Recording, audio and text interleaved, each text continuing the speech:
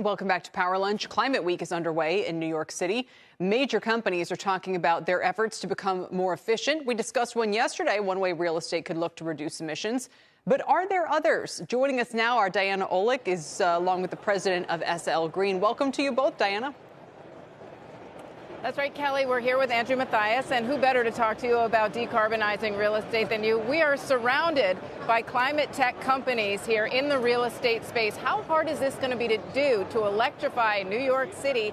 How much is it going to cost, and how much does it hit your bottom line? Well, it's been an initiative for a long time for us. We're a leader in ESG, and the tenants are joining us in this effort. What we're finding is landlords and tenants are banding together.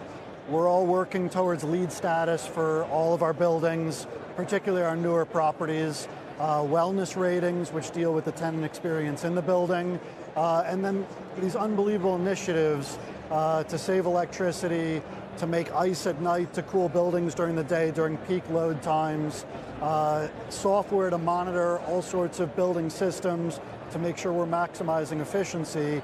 We need some help from the state and the city in terms of the grid and making the grid cleaner.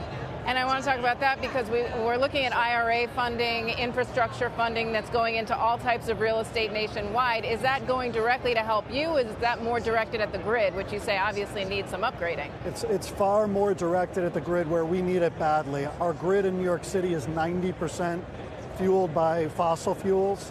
It was 80% before Indian Point was shut down.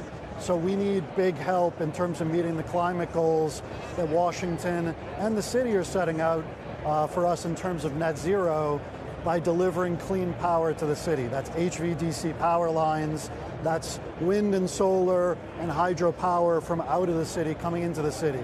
But you're obviously in the office space. You're already having a difficult go of it, as we know. Higher interest rates are making everything more expensive and devaluing your properties. Having to decarbonize, how much is that going to hit the office sector in general? And do you think that there are going to actually be some offices that become unleasable because they're not meeting the requirements? The way Local Law 97 is set up within the city, it's a reasonable framework, and the city's been open to working with the real estate industry to make sure different types of properties can meet aggressive goals, but goals that are realistic. Obviously, the newest buildings like 1 Vanderbilt and 1 Madison, we can meet the highest standards. We're LEED Gold coming right out of the blocks. Our footprint is almost as low as possible because that's the way the building's built. Older buildings, there's only so much retrofitting we can do. And Local Law 97, for those that don't know, is about regulations that are requiring you to decarbonize by a certain amount by 2030, by 2050. Do you feel that those are attainable goals? And again, let's get to the costs. I think they are attainable for the newer buildings. I think for the older buildings, some of the frameworks that they've set out are too aggressive based on today's technology. We're here today scouring and trying to find technologies that'll help us get even our older buildings up to speed by 2030. The costs for newer buildings where it's built in are, as I said, reasonable. The cost for older buildings, when you talk about retrofitting, difficult to underwrite and makes it not economic. So you wind up looking at change of use, you wind up looking at residential instead of office. That's the struggle going on right now in CBDs around the country. And I think one of the anchors has a question for you. Andrew, I'd just like to switch a little bit from the environmental issue to the occupancy issue. A lot of analysts are worried across the country about office building occupancy rates. What is your vacancy rate today? How does it compare with a year or two ago? And what are you forecasting for the future? Are you concerned, as some are, that commercial real estate is going to have some tough times ahead?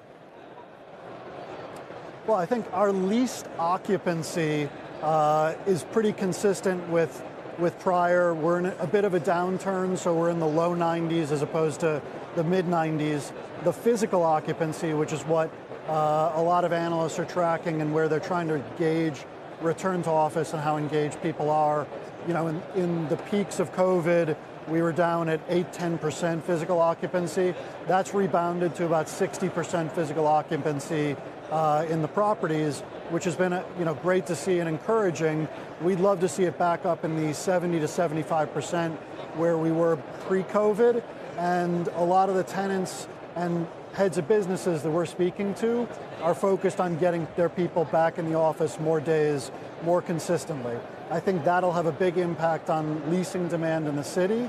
And I think the downturn that you referenced may not be as severe as everybody is thinking it will be if we can get a little bit of time to work through the impact of higher rates.